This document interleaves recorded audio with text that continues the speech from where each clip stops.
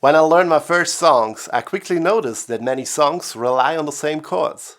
It was fascinating to see how different genres and styles of music could be created using the same basic building blocks. With just 4 chords, you can play hundreds of songs. In this tutorial, we will use one of the most common chord progressions. We will improvise on those basic chords and accompany ourselves at the same time. We start with 4 chords. And at the end, after 7 steps, improvise like this.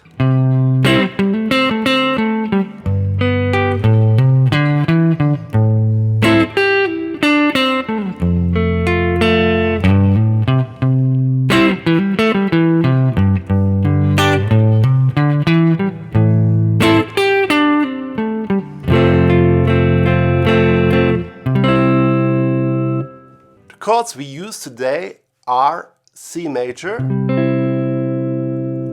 G major, A minor, and F major, with each chord being 4 beats long. We will use this pentatonic scale to solo over our chords.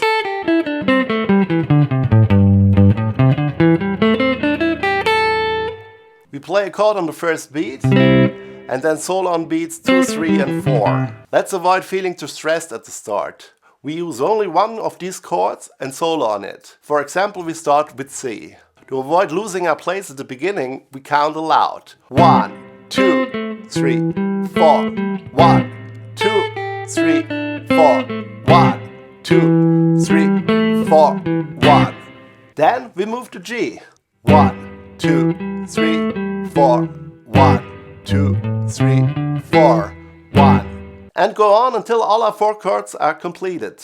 Once we have all 4 chords under our belt, we can connect them in pairs. For example, we can play C and G together. 1, 2, 3, 4. 1, 2, 3, 4. 1, 2, 3, 4. 1, 2, 3, 4. And then move to G and A minor. 1, 2, 3, 4. 1, 2, 3, 4. And then to A minor to F, and so on. As we progress, we stop counting out loud and begin counting in our minds. Eventually, we learn to feel the rhythm internally. After practicing these little steps, we can play the whole progression, like this.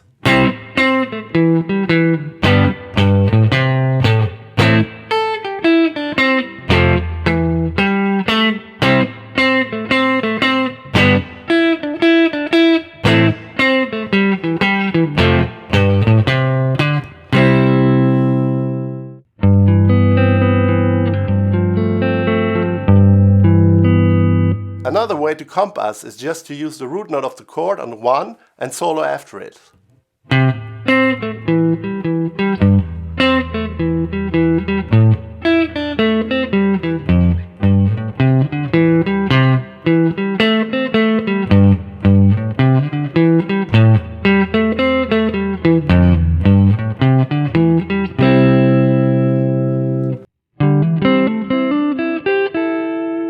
There is another pentatonic position that may be easier and more logical to use with certain chords in musical situations.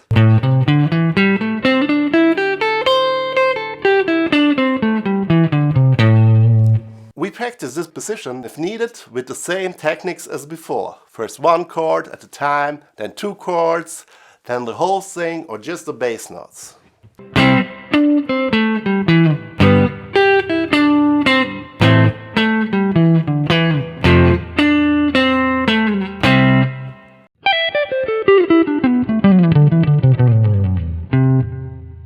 Then, when we feel that both positions are under our fingers, we try to use both positions at the same time.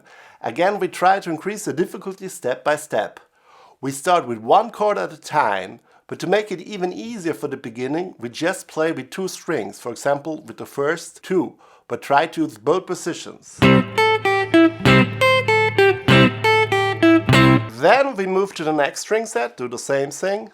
And then we move to the next string set and do the same thing. Then after we practice all 6 strings, we move to the next chord and do the same. I use now the middle 2 strings, for example.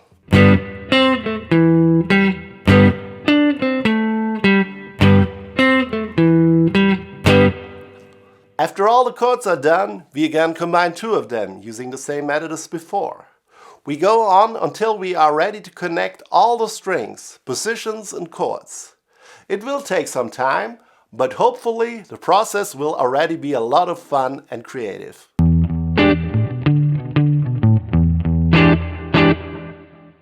Another great way to accompany yourself is to mix the bass note with the chord. On the first beat, play the root, and on the second beat, strum the chord.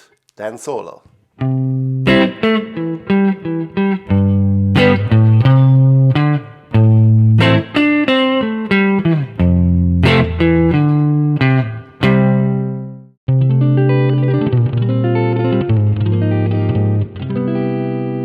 You can use the single notes of the chord as part of your improvisation when you play. If you hold a chord and play the notes in a single line, it creates a similar effect to the legato pedal on a piano. The chord continues to resonate while you play and improvise with chord tones on top of it. It's easier to show than to explain.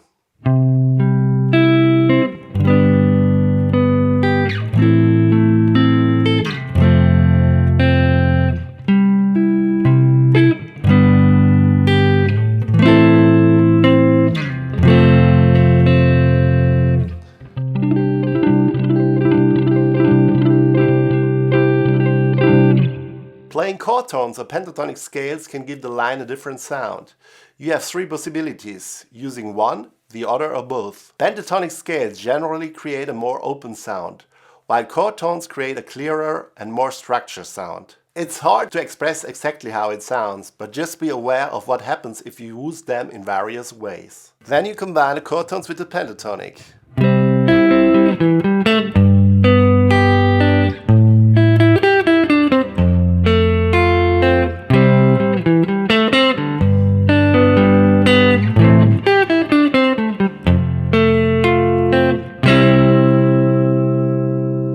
So now I will combine everything we learned today.